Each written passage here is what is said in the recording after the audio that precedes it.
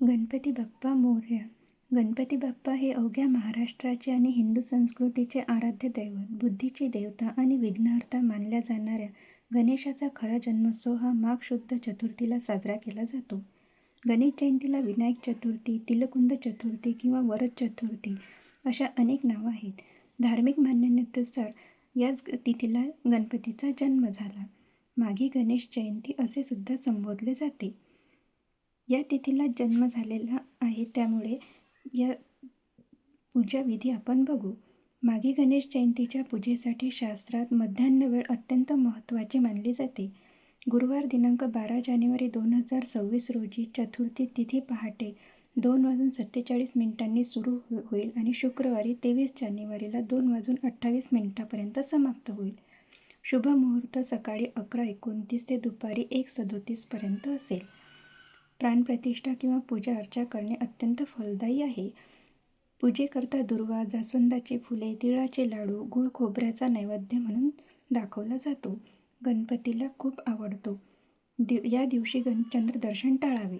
अंगारक चतुर्थी महत्त्वाची आहे आणि पंचांगाप्रमाणे भद्रा काळ टाळणे महत्त्वाचे आहे. पूजाविधी आणि तयारी. सकाळी स्नान करून स्वच्छ वस्त्र परिधान करा. गणपतीची मूर्ती किंवा चित्र पाटावर किंवा चौरंगावर स्थापित करा.